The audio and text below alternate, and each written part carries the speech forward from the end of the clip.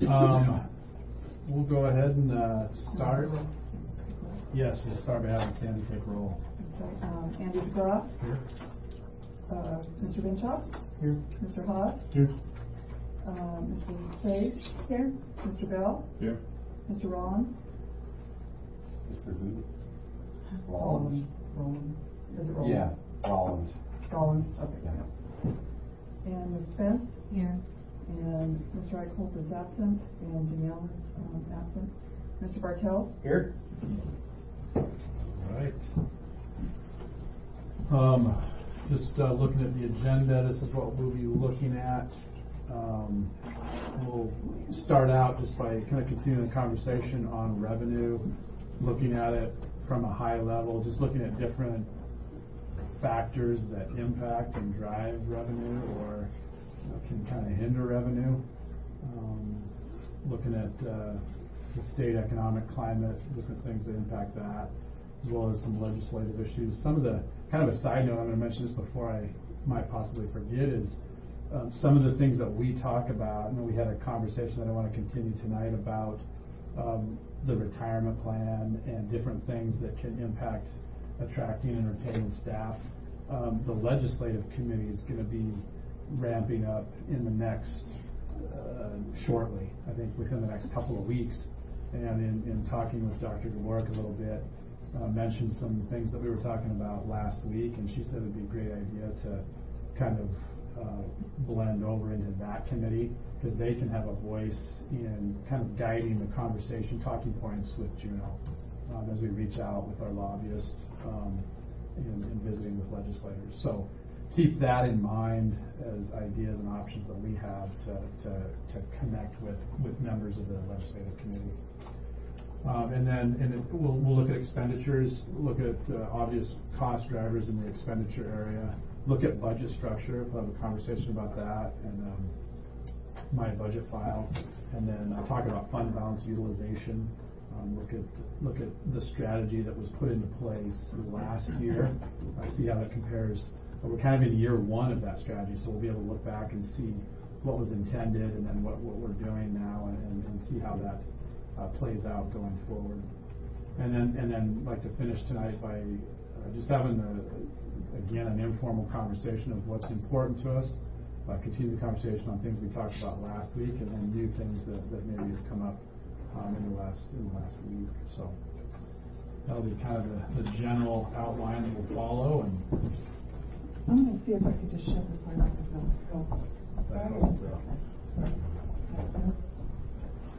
No. Why too dark? Are you good? What do you guys think? Is that all right? That's good. Good. Okay. Talk revenue. Start out with that. This is a lot of the slides tonight will be out of my budget file. I think I mentioned last week. For us, centrally, it accomplishes a lot of things. It first of all, it goes to communication and transparency, improves that both inside the district as well as outside to schools, departments, as well as out to the community. So, and it gives us the opportunity to allocate resources in a much more structured manner with formulas. Okay, based on you have a school, here's baseline resources that we can allocate, and then here's a second level of allocations that we can do on a per student basis based on the student population in the school. So a lot of the slides tonight, some of them will be snapshots from the My Budget File program. So here it's showing the revenues from the various funds that we have in district. It shows the operating fund, of course, at the top. That's 99% of our discussion will be centered around the operating or general fund. If I say general fund, it's synonymous with operating fund. And then the other funds as well, transportation, nutrition services, student activities, that's the club accounts, and so on and so forth. So do you have access to this PowerPoint? Absolutely, yeah. So I don't know, this is posted on the website. This PowerPoint is?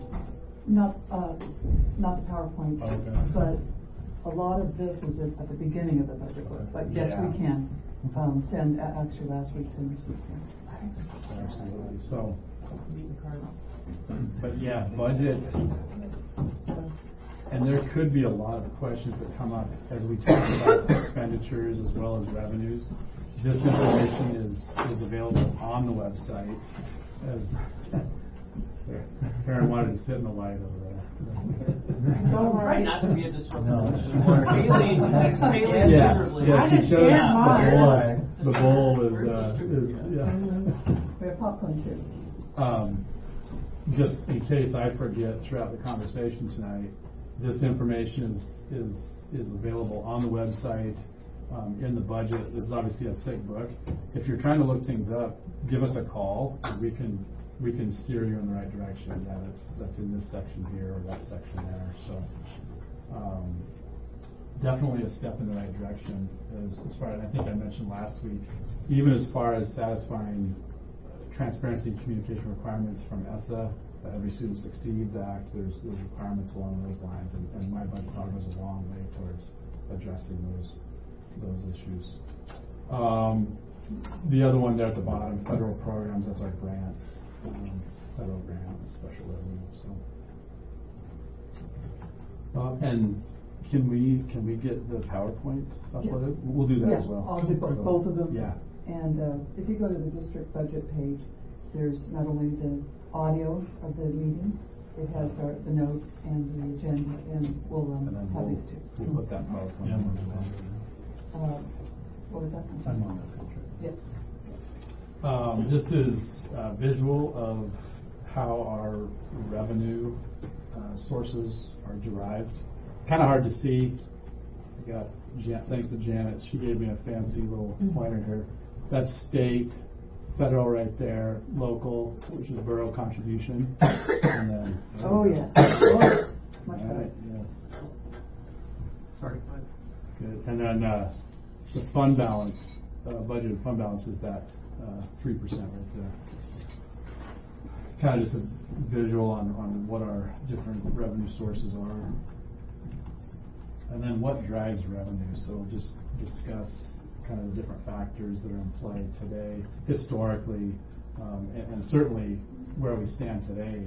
You know, we're kind of under a lot of pressure. We have been for the last few years, and so we'll talk about some of the things that drive our revenue. So probably the biggest, and one of the biggest single, it probably is ABM, and so right now we're right in the middle of what's called the 20-day count, where our IT department is collecting data. I believe deriving that data from PowerSchool and submitting to the state an official count of enrolled students to the state that will be a direct link to our revenue for the fiscal year 19. And so right now we're a little bit we're under pressure from that angle. Preliminary counts are about 320 students down from our projections that we made. It's kind of an interesting situation. We get done with the 20-day count towards the end of October, and then that determines FY19 revenue. And then 2 weeks later, we have to submit projections to the state by November 5th for FY20 revenue estimates that we'll utilize to create the budget over the next several months. So ADM's a big driver. Might be a little bit difficult to see those numbers, but a visual on our annual enrollment over the last 10 years. About 1476 on fiscal year 5, and down to about 13. Can somebody else see that right there? Whoops, 643. 13,643 fiscal year. And so, yeah, as I mentioned a minute ago, we're around 300 down from there. So we're in the 13.3, mid threes is where we're at now. So, a lot of different factors that go into that, and as we look at the growth management plan, looking at F-35 issues that are on the plate, just it's a lot of different factors. There are demographics as well as economic things that are occurring within the gas line. There's talk of how that might impact things, and so. So we're going to talk about oil and those political issues in a second. But so it kind of compounded by the pressure of that declining enrollment over time. And then another big factor is our base student allocation, or the BSA. You might hear that acronym thrown around from time to time. That's the base amount that the state allocates to school districts for each ADM that we have counted. And this, I should have put in there the base. Yes, well, yeah, that's a little redundant. It's 5930 is the number that I received. Yeah, Tom's probably like, what? Yeah, I should have. Yeah, I should have explained this a little better. What that is last week we went over the state, the foundation model that takes our 13,000 and change, and it goes through several different multiplying factors, and it spits out an adjusted ADM of around 26,000. So if you look at one student at the end of that foundation formula is really worth more than one ADM. I'm going to go through the many, probably 7 or 8 layers of multiplying factors. And so the bottom line is if we gain or lose one student, it's around $11,000 impact and we're obviously we're still dealing in projections and estimates. We're not even done with the 20-day count, but looking at somewhere in the $3 million range as far as the revenue hit to this year, if that 320 drop in the projection holds through the 20-day count. So, any questions so far? Okay. And then oil, and the next one, oil and politics. Those are kind of big in Juneau, and those things I think play directly into the BSA number. That number has gone up over time. Looking at a chart, it's gone up. A 10-year chart is a pretty good increase in that number that they're allocating per student. This might be a little bit hard to see. And this obviously wasn't the communications department that put this together. This was me with no help. Whoops. This right here, the state revenue. That 10 years ago we were at 96 million, and this is not counting the on behalf retirement payments that come in later. So 10 years ago we were at 96 million, and last year we were at 118 million. That's a visual of the state revenue going up. I wanted to contrast that with the price of oil per barrel. This is on January 1 of each of the years represented. So you see a nice rise, a corresponding rise right here, and then about right here you see that drop. And pretty, I think this is a little editorial from you, but pretty neat how we've kind of held the line there as far as that BSA amount. And with declining enrollment at the same time, we've managed to keep that revenue stream from the state. Again, about 65% of our revenue we've been able to really hold the line there. So that's been able to benefit our bottom line. But definitely an interesting visual, and you can kind of, what's the percent of oil of the state economy? It's pretty high. 70, I heard it was somewhere in the 70 to 80% range, so pretty big driver of money within the state, and again, a good reason for rainy day funds, which for us the term is fund balance, and we'll have a conversation about that a little bit later on. So.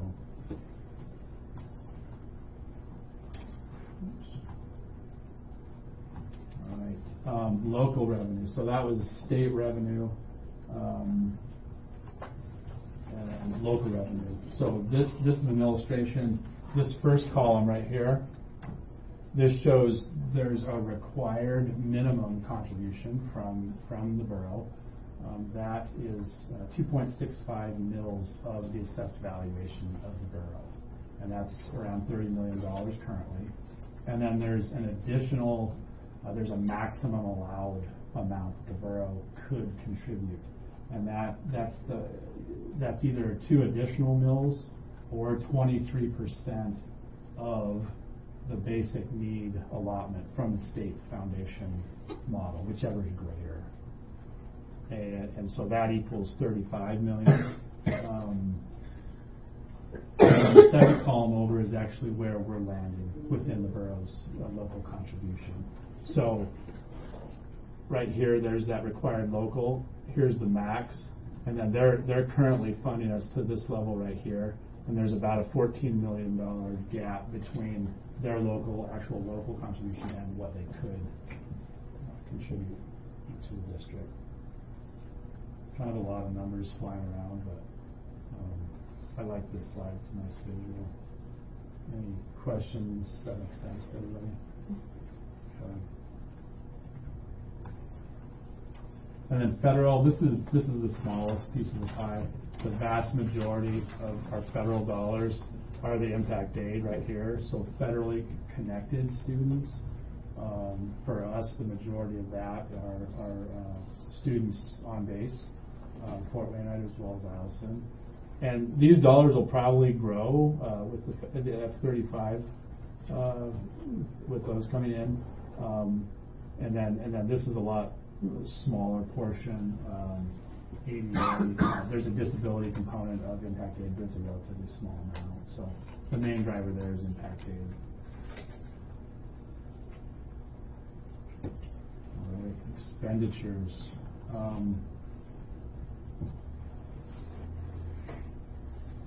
So this, looking here, we'll look at a couple of different ways that we break out the expenditures. It's a chart as well as the pie graph visual. 113 million roughly in salaries and benefits.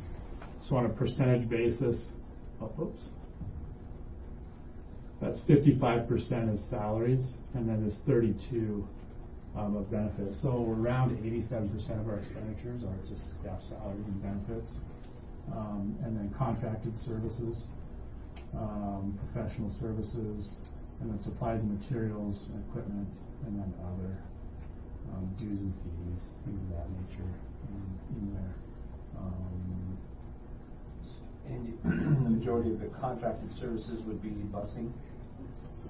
That would be a separate fund. So this. Oh, I'm sorry. Yeah, I'm this sorry. specifically the operating. Yeah. Okay. Your professional services are contracted services. So special education oftentimes uses some contracted services. Accounting, legal fees, anything that we're contracting out that they're not W-2 employees. Copiers. Okay. Yeah. Things that we have contracts on. Yeah. Sorry, I misread. Would internet SD contractual services, Sandy, would like our communications? Yep. Yep, that's a big, that's a pretty hefty. Yeah. Yeah. I imagine within the transportation fund that is under contracted services in a separate fund. Mm-hmm. So yes, same category, different fund. Other questions about that?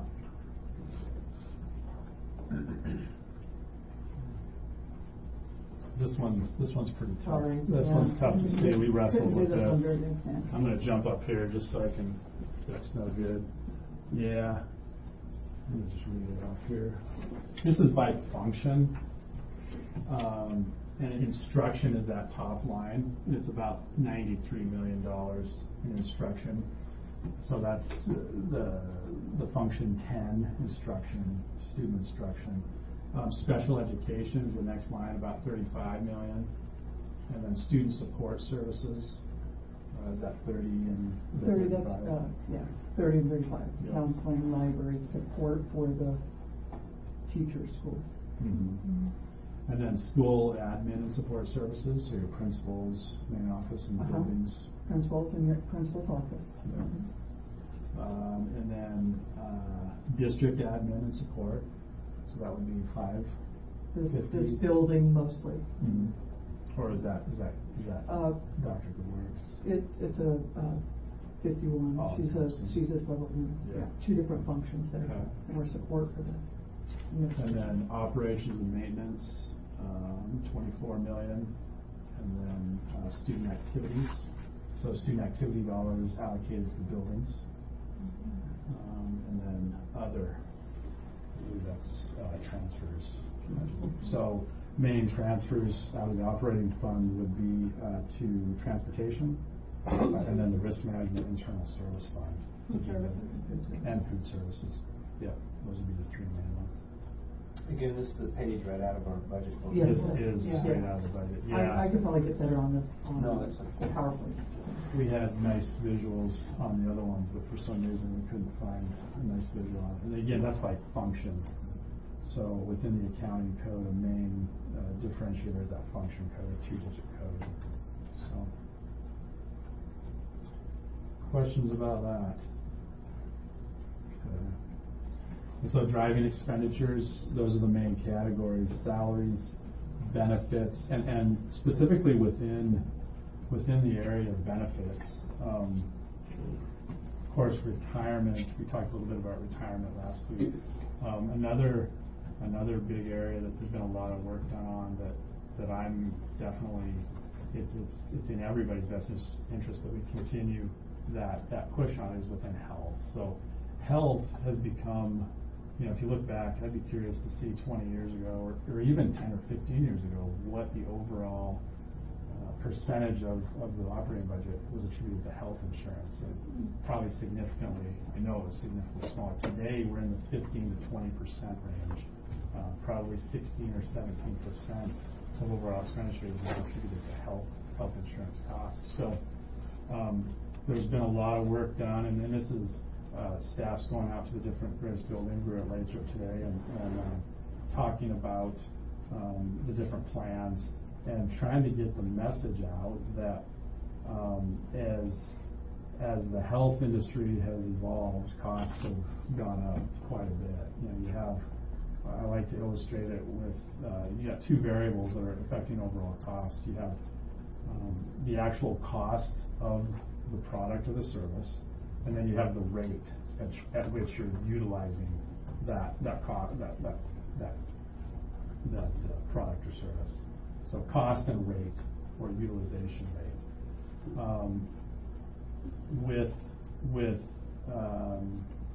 With Plan A, so we have costs are going way up, the cost of the utilization, and then under Plan A, that was a plan that was conducive to high utilization rates.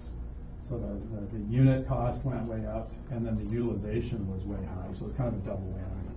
So what Plan B and C has done is it's encouraged more conscientious consumption of health services by employees.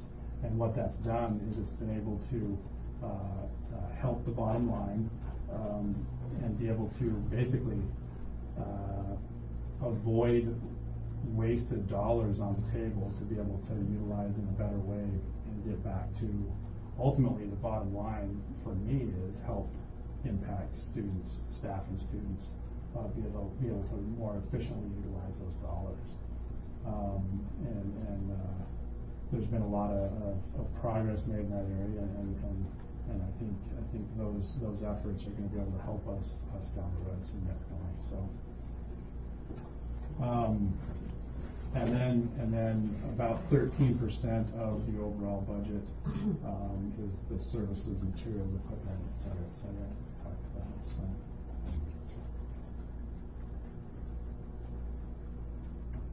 Budget structure. So here we'll go into a few slides and kind of talk about the structure, the nuts and bolts of the budget, and the different departments that resources are allocated to. We'll probably have Heather and Sandy chime in on areas that I'm a little less familiar with, but My Budget File is a new program again that we rolled out, and it's kind of a work in process. Hearing the story about how it was rolled out last year, it's pretty impressive the amount of work that was done in a short amount of time to get that implemented. And Lisa has talked to me several times, Lisa Pierce, talking about the heavy lift that it was, but acknowledged that it is a work in process, and we're continuing that work and fine-tuning things and making sure that we get things right. So this slide just talks about the general process.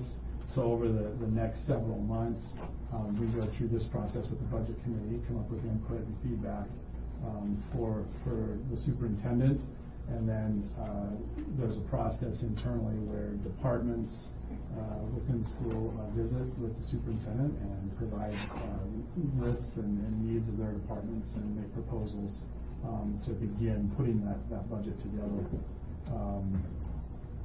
And then that information is dealt with internally, presented to the board, and that's how the budget begins the process of being put together. This is a snapshot from my budget file, and this basically is showing how there's all the factors, allocations. It's so built this book. It's everything from the different funds, we actually focus on the general fund, but we have the other funds in there. But the detail that we could get down to, and the transparency and the detail that we could get to the end product is outstanding. I mean, it's a great program. Allocations, like Andy had said about the how much base allocation and then per pupil. It's all in these formulas that are built within. And the beauty of this is if there's a change, the change could happen without the old program was very involved, but now this is, if the allocations changed or the base is changed, then it could affect everything and rolls out to everything. It's pretty elaborate piece right now. It is. Yeah, it's an efficient tool. It's very efficient. Be able to gather data and information much quicker than we could previously, and be able to make decisions better. So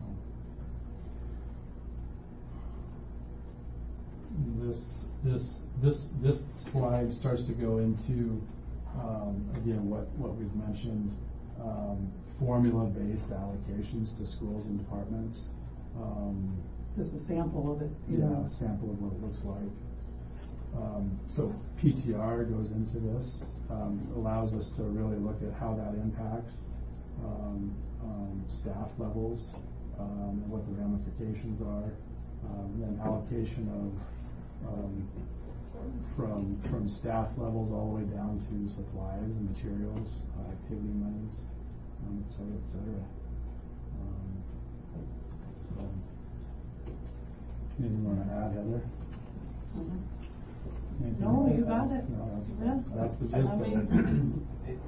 If I may, the heavy lift was done last year when we did this conversion from the old system to the new system. So some of the information didn't play nice and had to be reshuffled a little bit, because this is a much more, please stop me, but detail-oriented approach to the transparency or the finished product. So there was a lot of conversation last year about numbers not matching and things like that, and I don't want to get sucked into those weeds, but a lot of that was because we are able to drive down into the new budget process in a much more finite, where it literally follows the student, and a principal can look at their individual school now.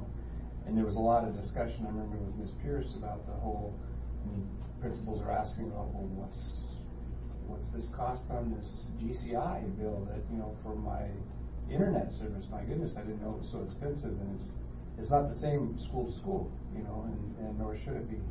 And so this really, I think, opened up a lot of eyes. It got me excited because it really gets down into the nuts and bolts of what each individual school and student and activity and what real costs are per location. So it was a big lift last year.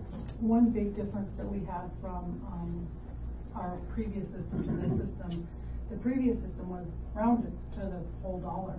This one goes to the penny. So when you're dealing with taxes and health insurance benefits and percentage rates, that in itself caused us headache in this whole discrepancy that Mr. Bartels is referring to. So it was a learning process as we went through it.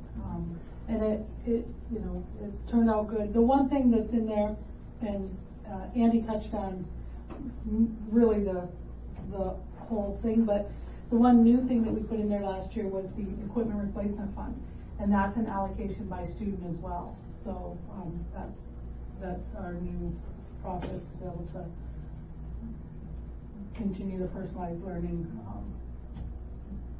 objective and mission, and Which was something that was voted and passed on by the board, that this is an important investment that needs to be sustainable. And so I was also excited about that. But anyway, pennies do matter when you start dealing with hundreds of millions. They start affecting some numbers pretty badly. But I'm excited about this new process. And that book, if you haven't seen the new budget book, I mean, you can thumb through it pretty quickly and just pick a school and start looking at it, how detailed it is. It's enlightening. There'll be a rollout phase also of, last year was a lot of, our department rolling it out, but there'll be a time, I'm not sure that it's this year or next year or how it gets rolled out, but where you would give it to a principal and say, here's your budget. And now you move the money.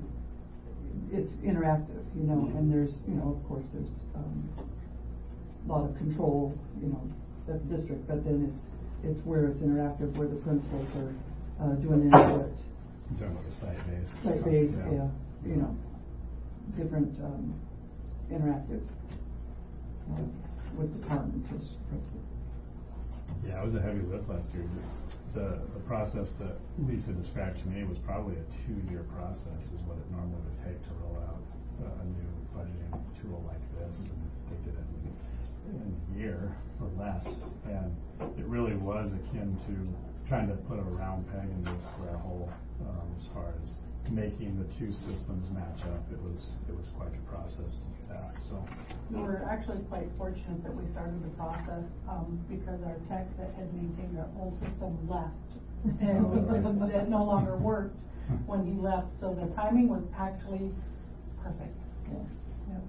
So my budget, does it talk to Munis?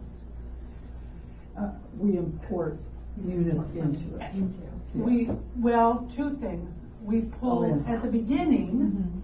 We used information from Munis to build mostly staffing, the initial staffing information.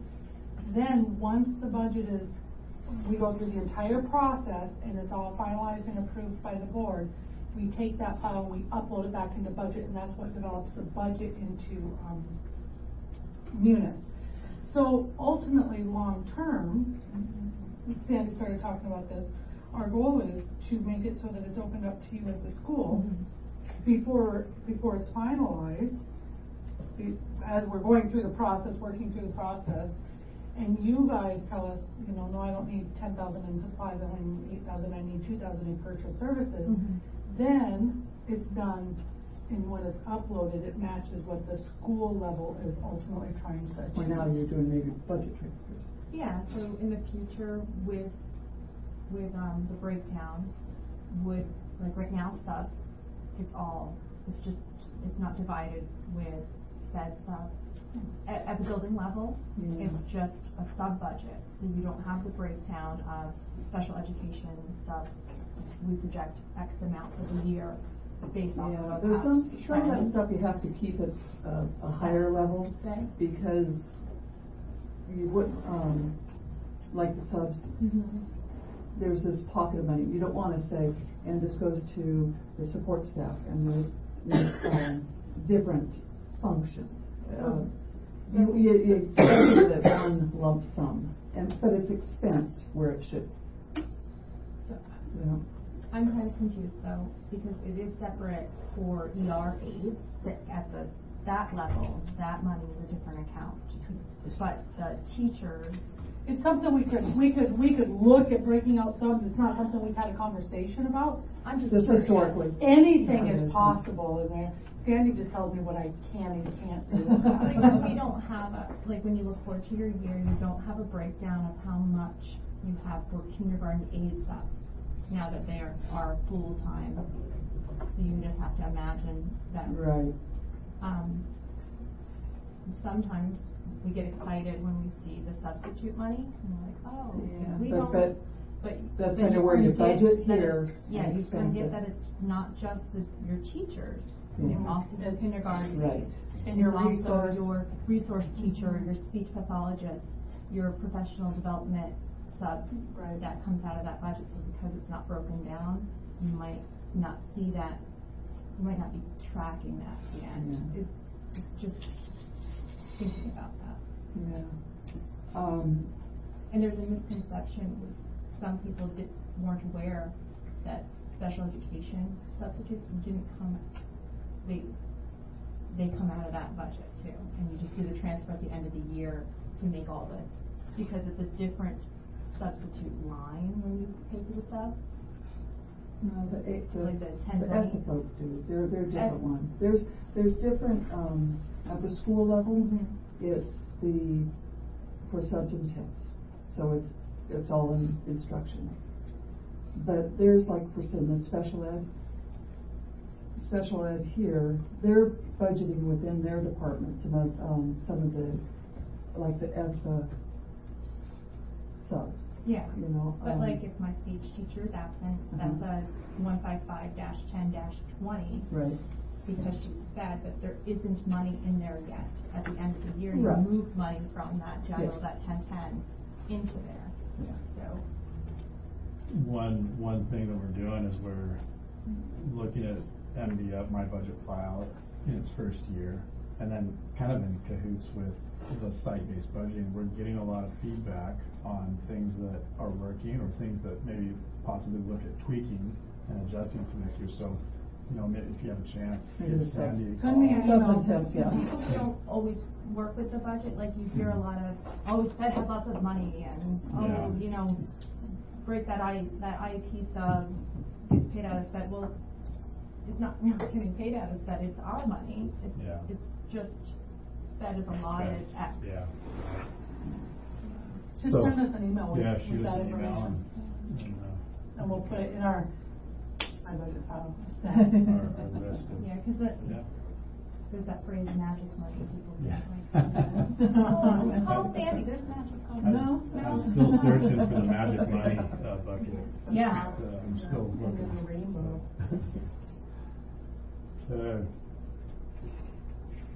Any other comments or thoughts on my budget file? I was just thinking one category that might be able to allocate like sub-funds is, you know, we have 25 certified staff members. We know that we get allocated one professional day per staff member. So maybe attach or portion out 25 days of certified sub. See a different line. Yeah. And you know, right now it's my magical book. Okay, I've given, you know, Teresa Lesage 1 day of professional development leave this year. Tom Bartels took 1.5. I needed that one, but and so it's kept track of just at the building level, and it's still coming out there some, but it's like, okay, just watch the picture at the end. Right, like to see that separated out. Okay. Okay, and then this kind of, so illustrated it by category and then by function, and then within the functions, within the various functions we talked about, if you get a chance to look at the budget book, within those higher level categories, you know, you have your various, my budget file breaks it out by elementary schools, secondary schools, administration, I'm gonna All the change- departments I'm gonna basically change- downtown here. Yeah. So you have your human resources, alternate programs, teaching and learning, so that's curriculum, special education, information technology, et cetera, et cetera. So kind of beneath those main categories, things like instruction or things like salaries and benefits, those dollars are allocated to a wide range of different departments, schools, and then within the elementary schools category, obviously, there's how many elementary schools? 19 elementary schools. You have your charter schools, so different subcategories under there, and where the dollars go. And again, those figures can be seen in the budget, and then what we've begun, the process that we've begun, and it'll be a process that continues to evolve, is those formula-driven allocations. Again, that PTR is a big driver there. So based on the board approved PTR, this school, this many teachers based on this enrollment, and so we can utilize that tool to quickly look at different scenarios and see what works. So, all right, just want to have kind of a high-level conversation. You guys, I imagine you had a good, robust fund balance discussion last year, I'm getting my fair share of talking points and information on the fund balance topic. Just kind of a little backstory for me. Fund balance is, I can't really overstate how important it is for us as an organization. The main, I feel like I don't want to talk about where I came from, but it's interesting because the place I came from has the very exact situation that we're going through. The state of Wyoming is driven by natural resources, mining. It's a very, very cyclical economy that goes through booms and busts. And we, in both my prior districts, we relied heavily on fund balance, and so it's I believe in it wholeheartedly. And really, for me, the underlying concept in play is my philosophy is, as an organization, we want to do everything we can to provide a high quality product to students, regardless of whether times are great or whether times are tough. And so through those boom cycles, things are good. We're able to put a few dollars aside. And once we start hitting a bust cycle, how do we hold the line and maintain that high quality on product that we're trying to deliver to kids? So that, philosophically, it's just a responsible way to do business as a school district, and I think we're already going to see those benefits play out this year, and we'll talk about details of that here in a moment. Any recollections or 2 cents, thoughts, comments on the topic before we jump in? Andy, I may have written down my number incorrectly, but on the slide that you had shown earlier, you don't need to go back to it, but it seemed like the fund balance piece of the pie of 2.9% or whatnot. Yeah. And I know that, and I'm just quickly scanning through our budget committee last year, and we had a firm direction to the board that we didn't want to spend more than 2.8, I think it was, 2.8 million. Yeah. And I know that when we got down to the final budgeting process, and there was a lot of community discussion on fund balance, that there was some different approaches. But I think that the biggest takeaway here is that we kind of came together, the budget committee last year, is we want to make sure that there's always an existing fund balance, that we don't get below that 2% threshold, or I think it's about $4.5–5 million or something like that as a low bar. Yeah. At one time, the district was in a 0.5%. 1.8 or something. Yeah, it was pretty detrimental. It puts us in a very detrimental position to be able to take care of that emergency need or whatnot. That happens. It just happens. Heavy snow loads, whatever causes the concern. Or 320 students down. 320 students down. Those are Anchorage numbers. Yeah. That's, I mean, they were in the news nonstop for that. That's crazy numbers. Yeah, Just a little strip. And Yeah. well, that's $3.5 million that just potentially got Right sucked out of out. the gates. And that's where we stand when we go into next year too. So it's that whole balancing, to your point, education. But if I can kind of twist the fund balance conversation a little bit here, from a business standpoint, this is also what I feel is responsible business activity. In other words, you are putting in play a system for, I'll just say, the superintendent, the school district to be judicially responsible to save money, and to be able to have a tool to be able to funnel money, because things happen both, it ebb and flows both ways. But if you can be more efficient, and we have a budget process and we have a reporting process now that drives down, like I said, to a lower level, and hopefully continually, that we can become more efficient and still offer that high quality product. But now we have a way to be responsible and funnel that money into the rainy day. Right. And so for me, from a business standpoint, it's something that's critically important for the district to maintain. I guess is where I'm going with that. Right. And to continue to keep at that forefront of responsible operations. So. Absolutely. Yep. Yeah, I would agree wholeheartedly, and just kind of, you often hear it talked about avoid the cliff effect, of the bust cycle. It allows for soft landing, so to speak, on when times get a little more challenging. So, yeah.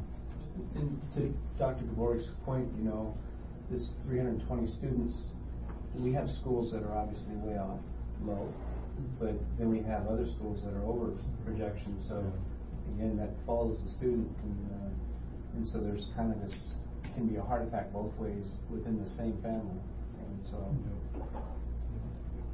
being able to respond to that is important.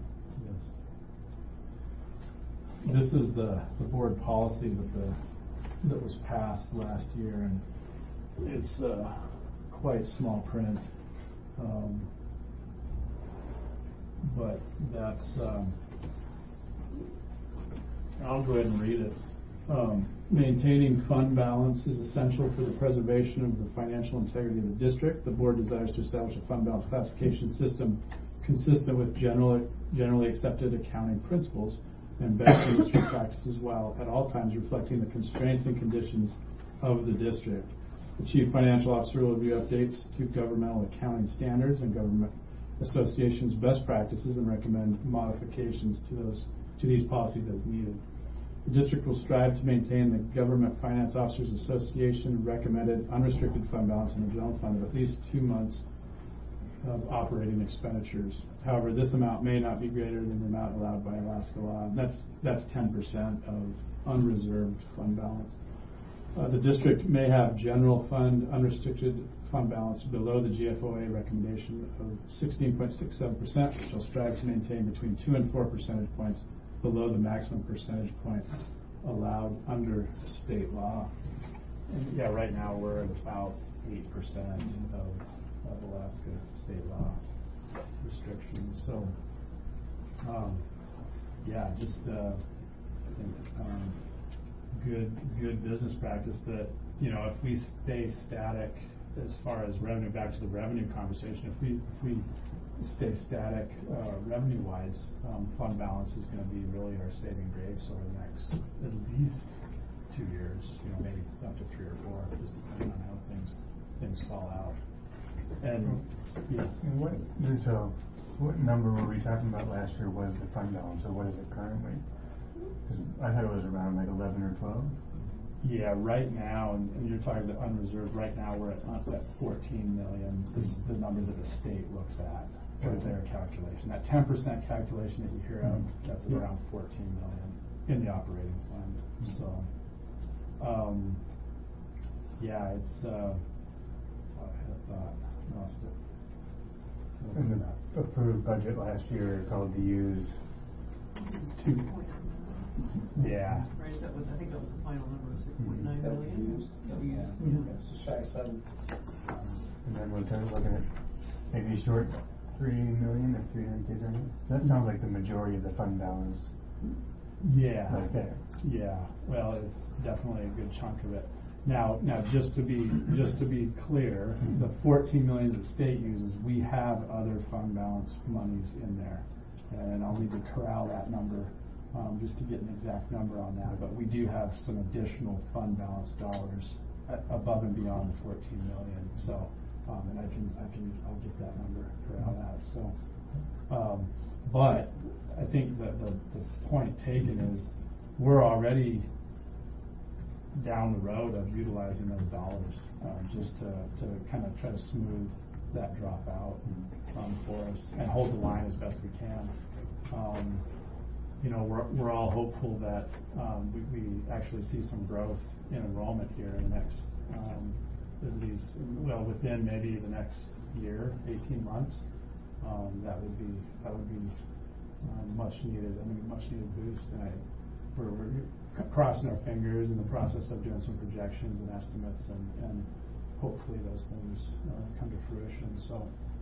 I think that could be something. I know Andy's been working on it, but you know, the runout graph that we had based on the recommended usage. I mean, it might be nice for this group to see them, you know, the runout after the real numbers, and then maybe after that might be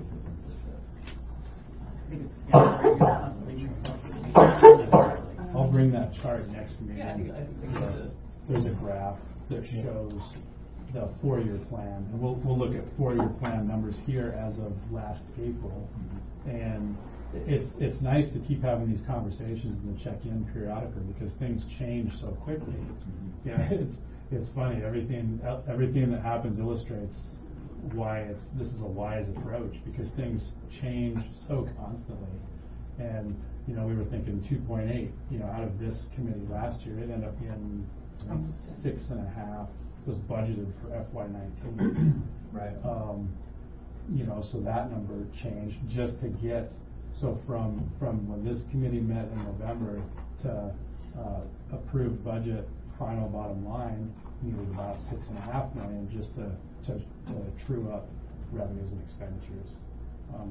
And if I can just piggyback on that, because I don't want to, and I think the chart you're talking about is going to clear it up a little bit. But just I don't want the group to be feel like they're misled. Because there's different fund balances, and like we had like about $7 million savings in like healthcare. That because the way healthcare was just calculated as we used to do it. It was like a 5-year projection or 3-year projection, and they had this mathematical equation. It didn't keep up with the true healthcare costs. And so when we rolled into this new program, there was a recognized $7 million savings right out. And so I don't want to confuse the fund balance that was spent, operating fund balance that was spent and approved by the budget committee last year with, hey, well, how do you get from 2.8 to almost 7? It's there, but I think this will help clear it up because the board really did get creative on some of the stuff to make the funding work for the FY19. So. Yeah, that's an early rendition of the chart. Nico was talking about updating it. Yeah, there is an update to that. Kind of a visual. There's an updated one. Saw last year. Yeah. Yeah, you guys saw that last year. Yes, and the updated one looks virtually identical. It's a little bit more rounded at the top, but it shows pretty much the exact same pattern. But it will break it down so that people know where the monies are coming from. And I think that the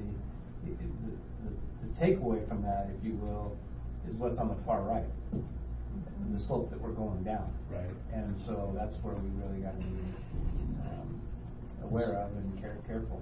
So you're talking about that there's fund balances in other funds. Yeah. So the risk management fund, right? Equipment replacement fund. That's what those different colors represent. Yes, exactly. We'll get a copy of the actual one and have it next week.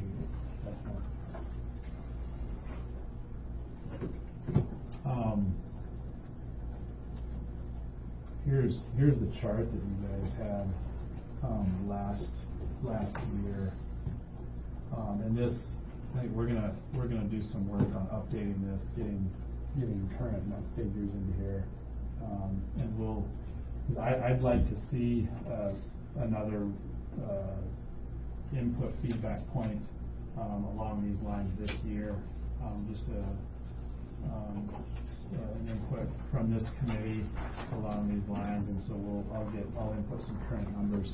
But here you see a 4-year drawdown. So fund balances right here.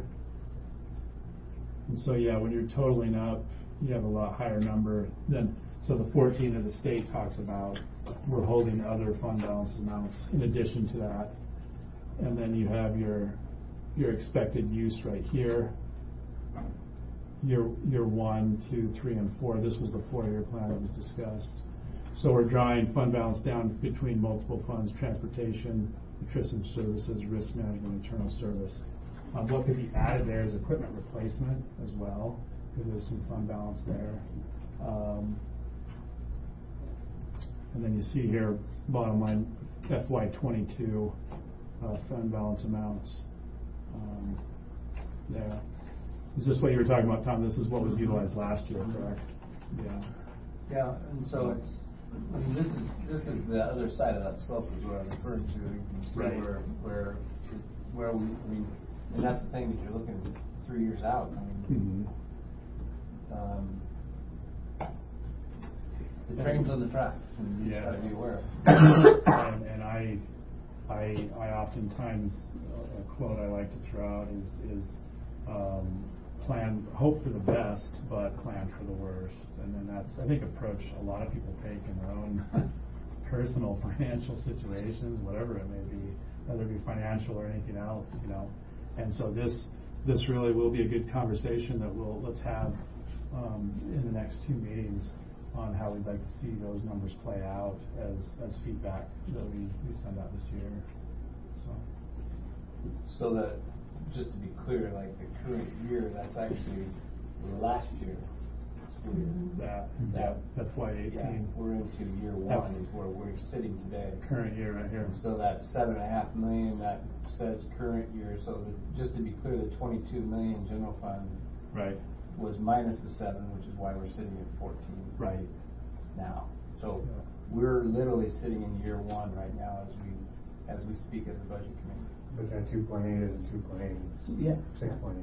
Yeah, this no, number changed. general fund, I think it was 2.8.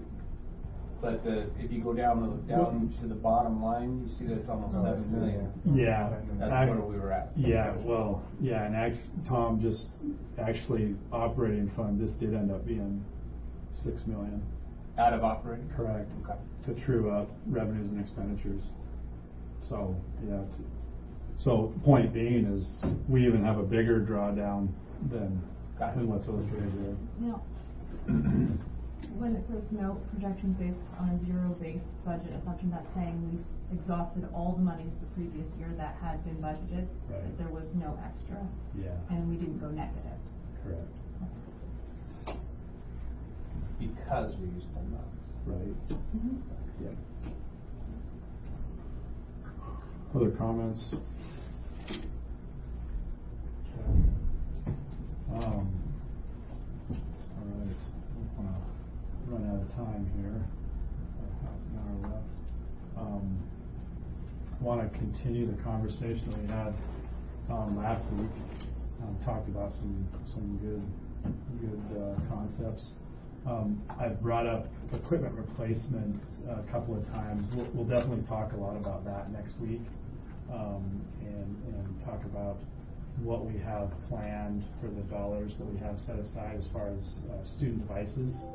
The intention to go to teacher devices as soon as we can, and then ideas on expanding that out to other areas of the district. Again, just to provide a long-term strategy to keep out in front of aging equipment, devices, other technology areas, just to stay ahead of the curve on those things. I'll just kind of open it up now, and if you want to, what things are important to this committee. Again, linking it back to the strategic plan. What areas are we interested in looking at as far as feedback input?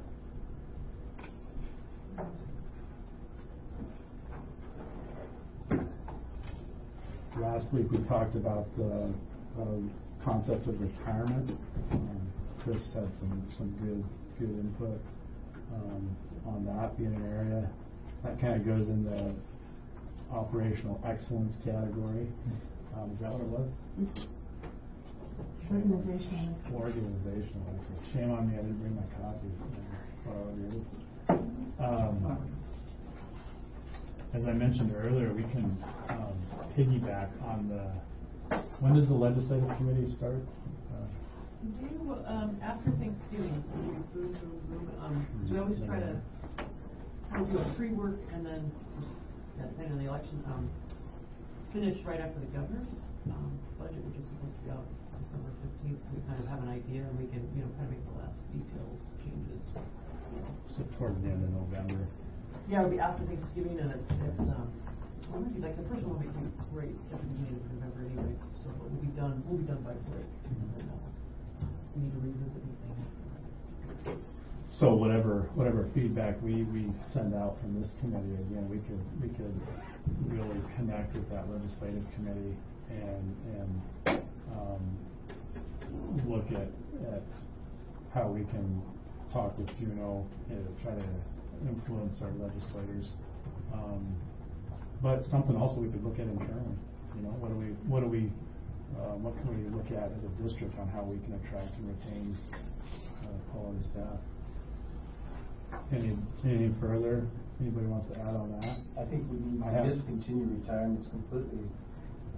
When we have about 1,000 years of education every year on average. Oh, you mean like the total number of years that people have when they retire? Yeah. It's like it's amazing. It's like every year there's like 1,000 years of collectively of years that retire each year. It's just baffling. And, it's always a pleasure to be at that meeting, when the school board meeting, when we have the party and we get to see these faces and whatnot. But I think it's tough, because it's a cycle. I get it. Right. It's impressive. We have a tremendous staff, top to bottom, that makes it happen. We lose a lot of intellectual capital. Is what happens. Yeah. Well, probably a problem is like every spring or so, towards summer, you talk about laying people off, or budget cuts and all that, and prospective people. I mean, they a lot of times they'll rehire teachers back, but they don't. You have to somehow make sure jobs are more stable, or have a stable school budget. I read in an Anchorage op-ed that they're having the same problem, and there was a bill in the legislature that was supposed to help in that area, and I can't remember what the bill was. Yeah. The school funding bill.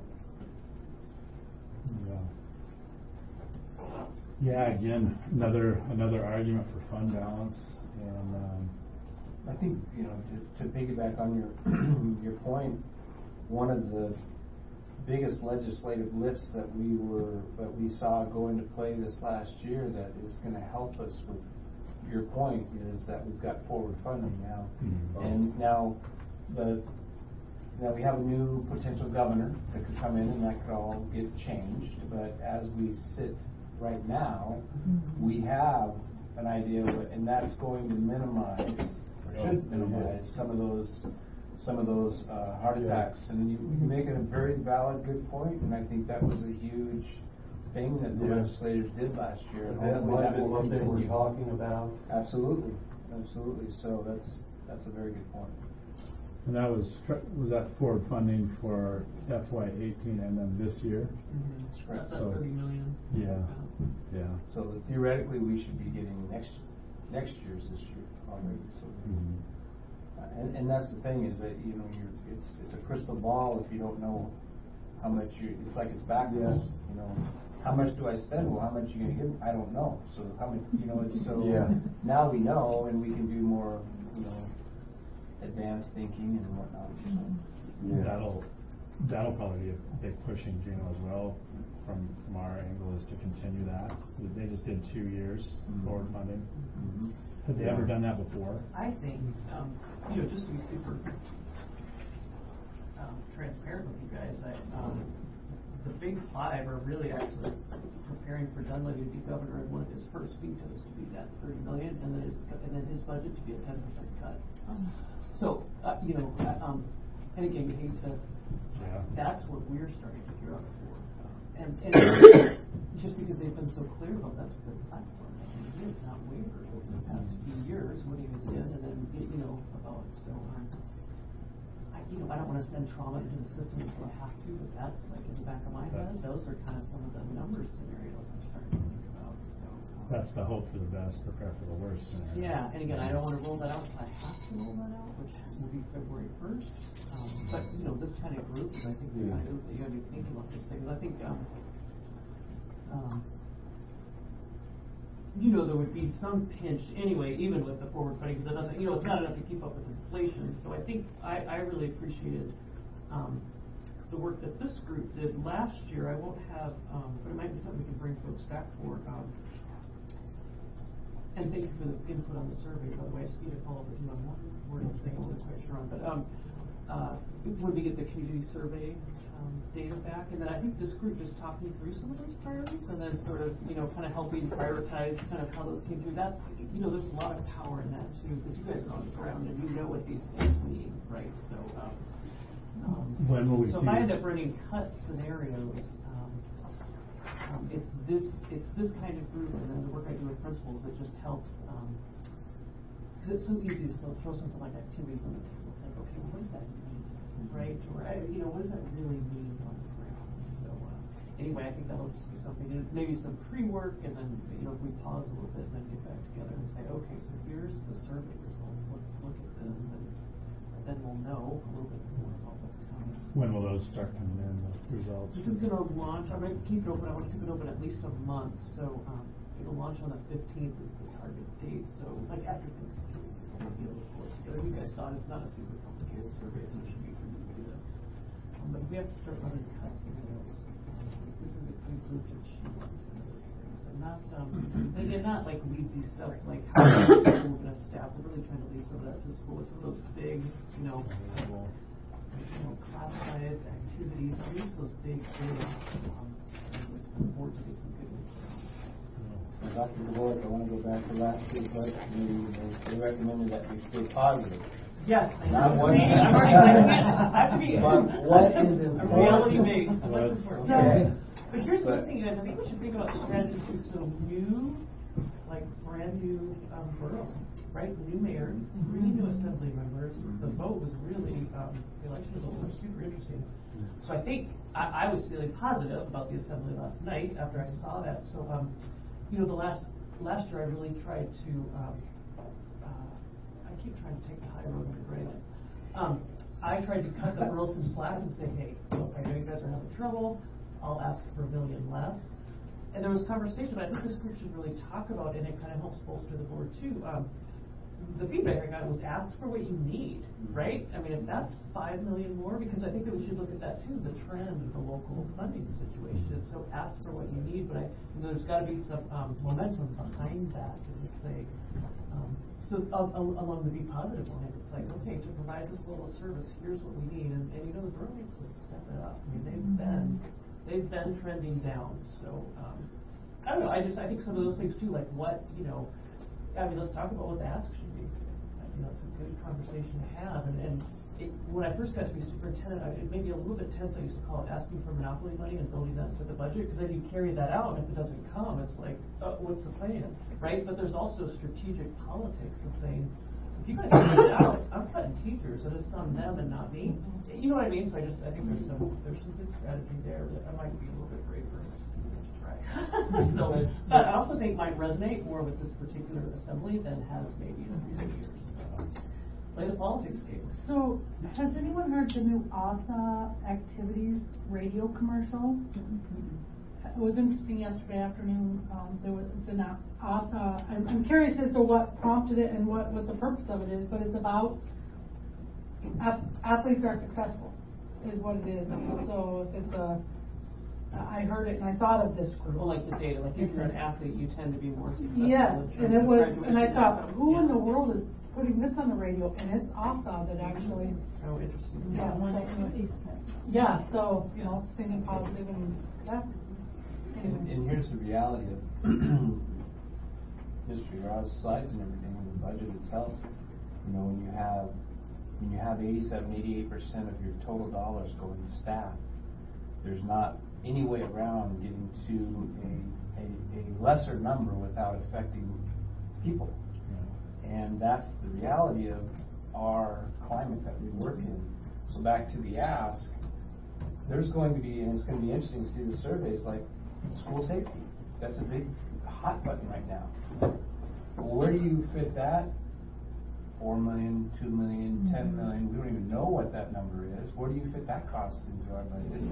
And yet, I would anticipate that that's going to be one of our higher survey, requests. And so, and it's not even fitting into the entire budget, it's fitting into 13%.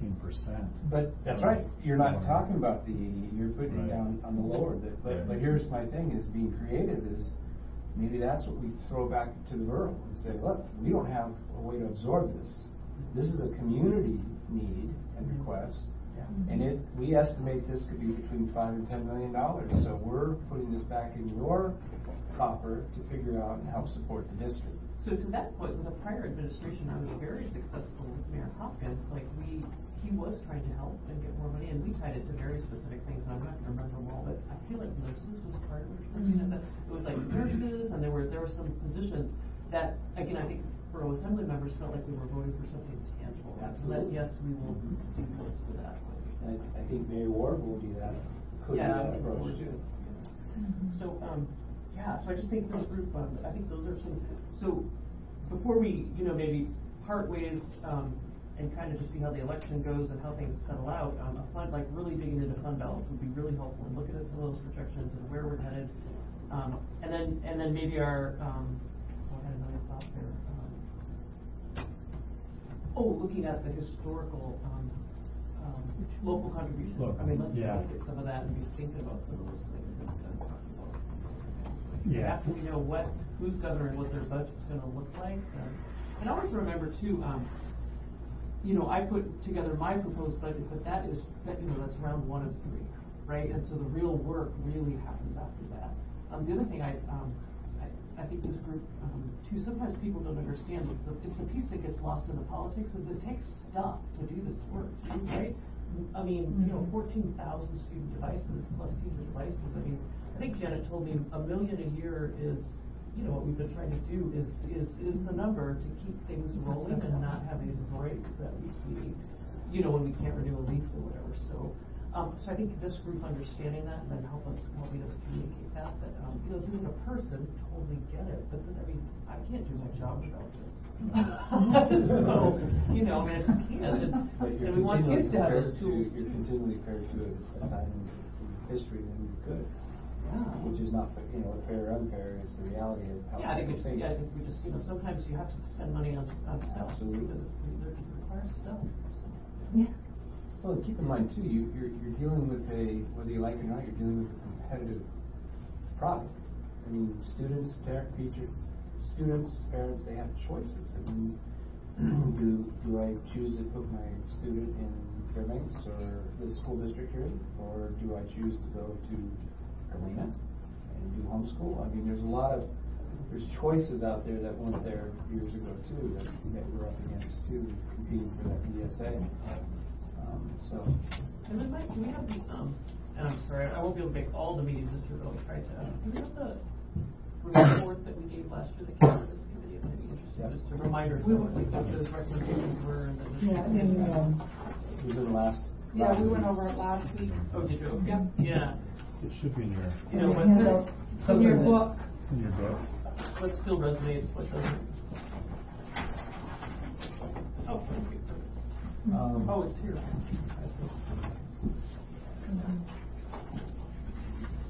I think something on that report last year I made a note on is that, and I don't know, Dr. Bork, if we were able to get to it or not, is the creation of that matrix. We talked about having a matrix for each school and kind of get an idea as to be able to apply score. I don't know what the right word is here, and help me out if I'm misinterpreting.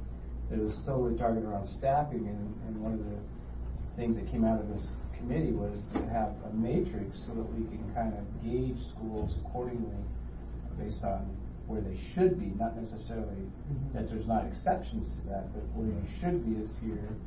There could be a lot of reasons why there's needed added resources to a school, say Hunter or whatnot. So Right. I don't know if that ever came.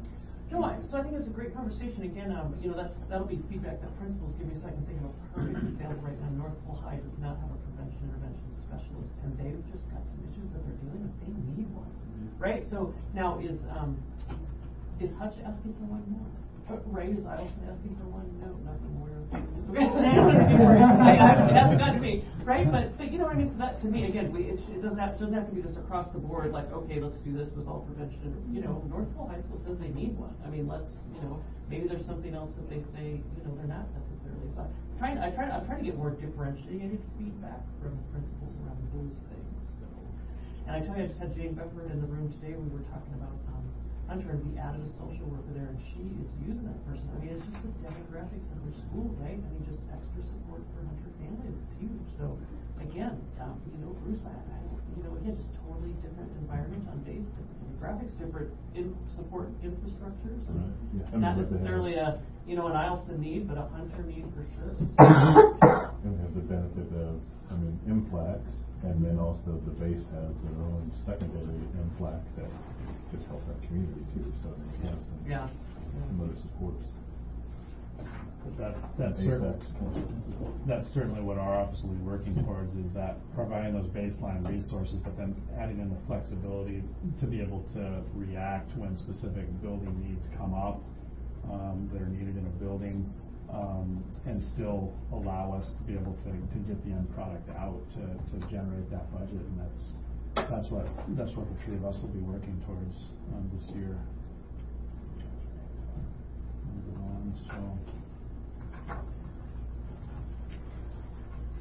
Any other thoughts? About 10 minutes left.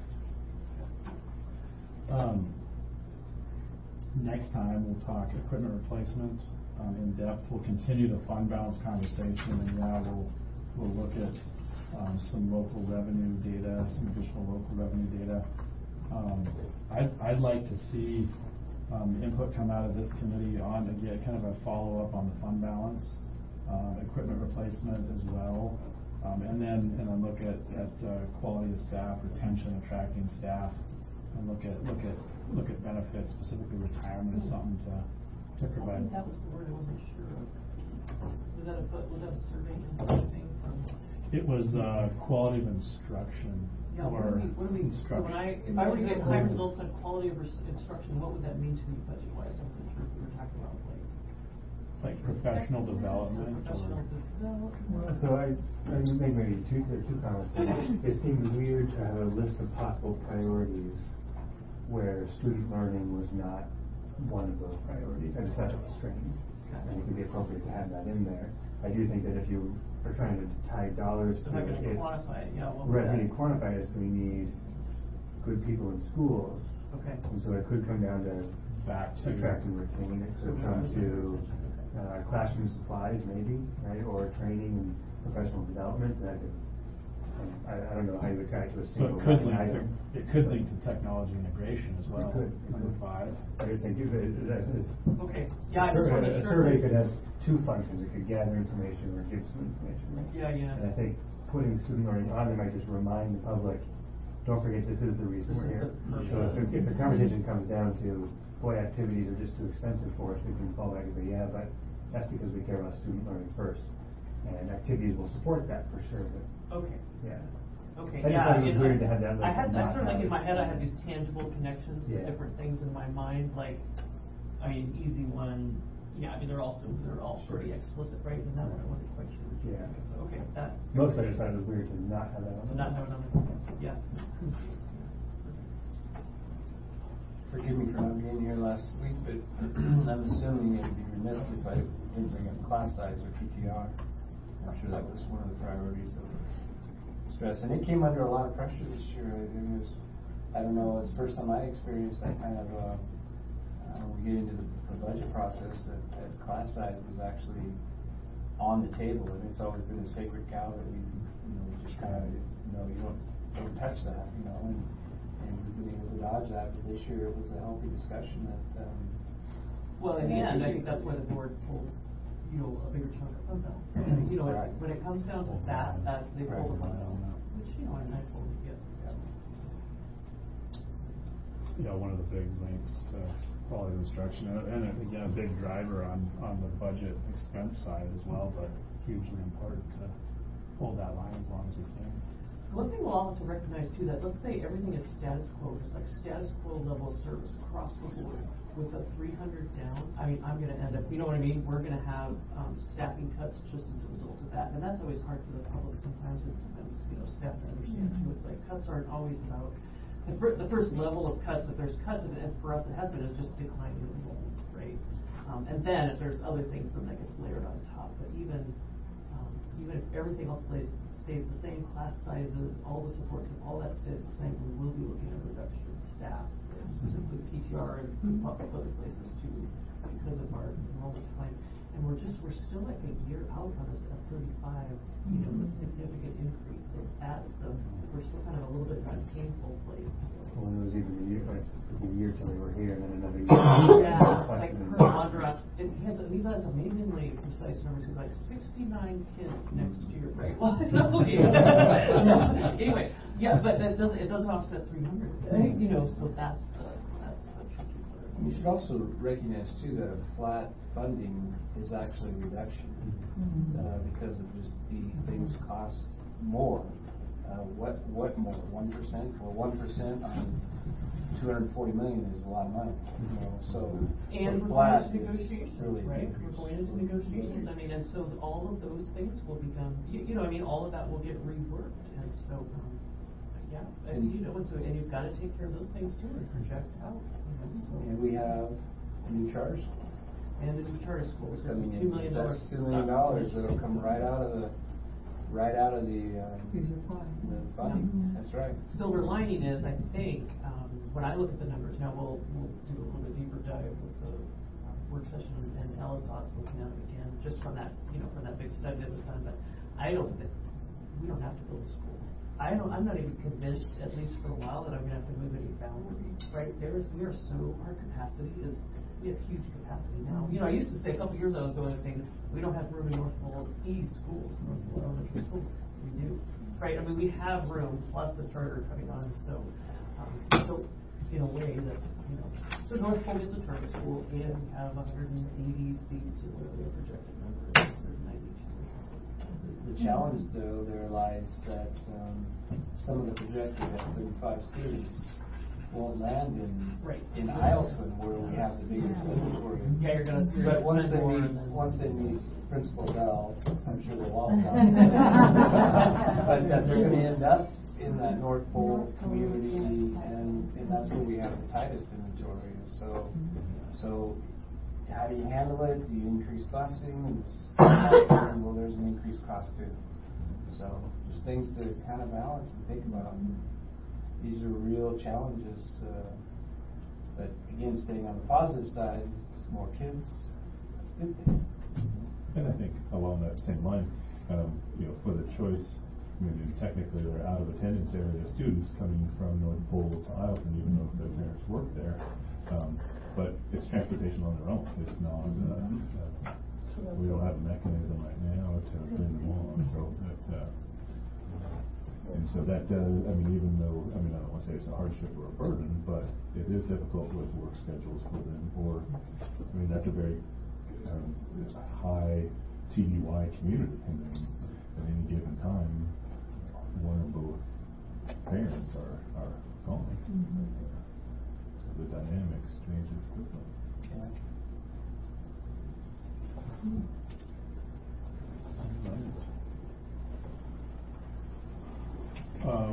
We're going to wrap things up then. We'll go ahead and we're going to meet next week. We are going to have to move the fourth meeting from the 17th. It was the 24th. Does that work? Okay. It seems to be. Okay. And I apologize if it doesn't fit into the conflicts with anyone's schedule, but we'll move the October 17th meeting to October 24th. That'll be our final initial meeting. And I think same time. Next week again, we'll just go over those items, fund balance and local revenue topics, and then start to formulate some input and feedback to formally come out of this group.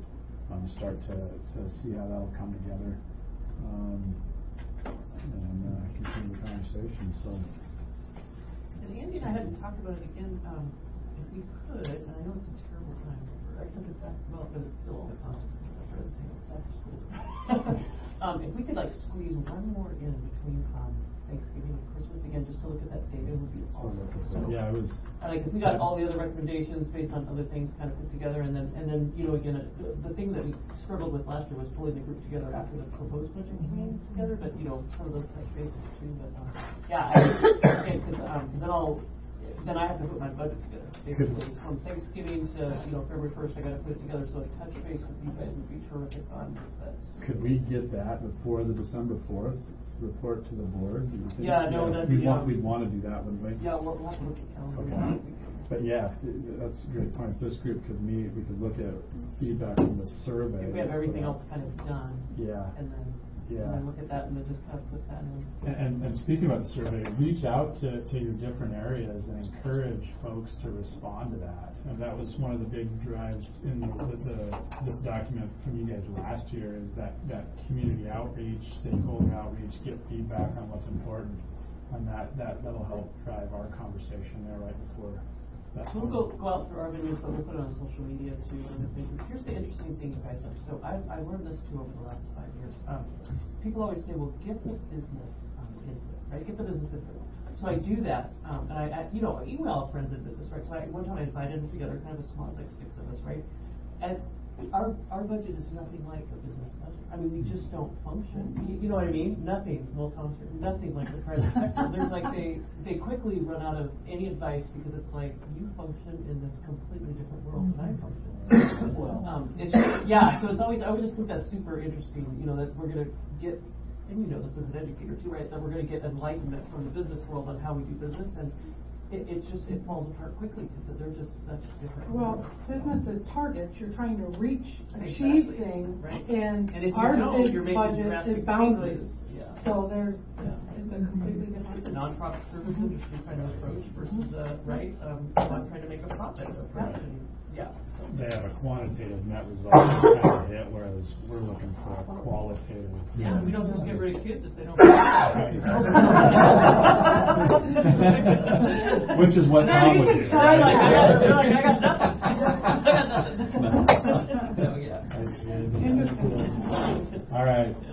Appreciate everybody's time and feedback and input.